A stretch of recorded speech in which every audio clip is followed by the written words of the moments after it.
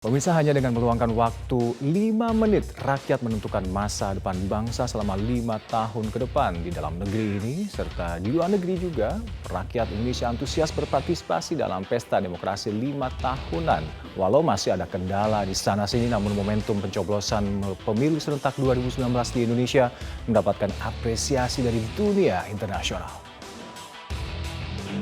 Pemilihan umum telah memanggil kita, seluruh rakyat menyambut gembira. Pesta demokrasi memang layak disambut gembira. Hanya 5 tahun sekali rakyat Indonesia dapat menjalankan peran sebagai pemegang kekuasaan tertinggi di negeri ini. Hanya dengan meluangkan waktu 5 menit, rakyat menentukan pemimpin eksekutif serta wakil mereka di legislatif untuk 5 tahun ke depan. Sejatinya, pemilu tak hanya untuk memilih orang. Melalui pemilu, rakyat juga memilih ideologi, kebijakan, serta program pemerintahan. Saat pemilu, seluruh rakyat berdiri sama tinggi. Dengan sistem one man one vote, setiap nama pemilih terdaftar hanya dapat memberikan 1 suara, apapun latar belakang atau pangkat serta jabatan Anda. KPU menyebut tingkat partisipasi publik dalam pemilu serentak 2019 mencapai 77,5% di dalam negeri dan 65% di luar negeri.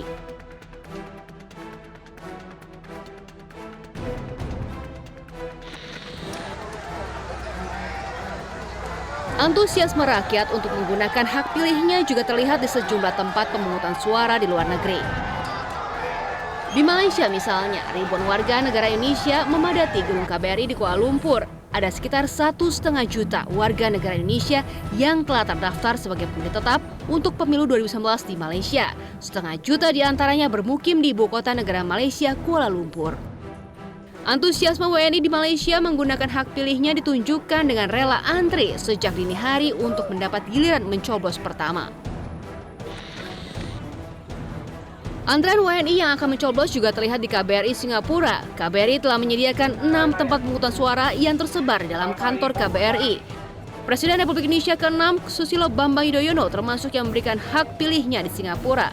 SBY pindah TPS ke Singapura untuk menemani istrinya Ani Yudhoyono yang sedang dirawat di rumah sakit. Dan inilah suasana antrean warga negara Indonesia di Hong Kong yang siap memberikan suara di Queen Elizabeth Stadium. Pemungutan suara di Hong Kong juga digelar di Tsim Sha Tsui dan Huyen Long, dijadwalkan 50.000 orang menggunakan hak pilihnya. Antusiasme untuk berpartisipasi dalam pemilu serentak 2019 juga tampak di Sydney, Australia. Bahkan sejumlah calon pemilih yang membludak mengakibatkan ratusan orang akhirnya tidak dapat menggunakan haknya karena TPS sudah ditutup. Alasannya, waktu penyewaan gedung berakhir pada pukul 18 waktu setempat.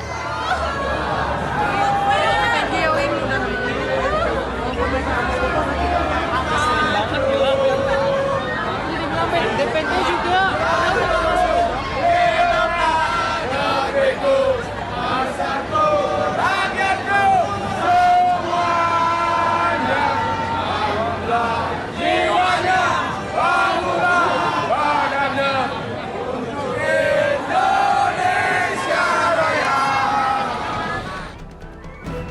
Gubernur Papua juga sempat terkendala saat akan menggunakan hak suaranya.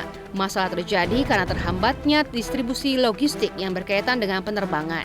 Akhirnya, Gubernur Papua Lukas NMB menyalurkan suaranya dalam pemilu susulan di TPS 043, Kelurahan Argapura, Distrik Jayapura Selatan, Kota Jayapura, Kamis siang. Pencoblosan sebenarnya bukan hari ini, kan kemarin. Tanggal 17 itu hari pemilu nasional. Kenapa kita lakukan pencoblosan hari ini? Karena di 2 distrik di Kota Madya Jayapura, Kecamatan Abepura, Distrik Abepura dan Distrik Jayapura Selatan tidak ada kotak suara.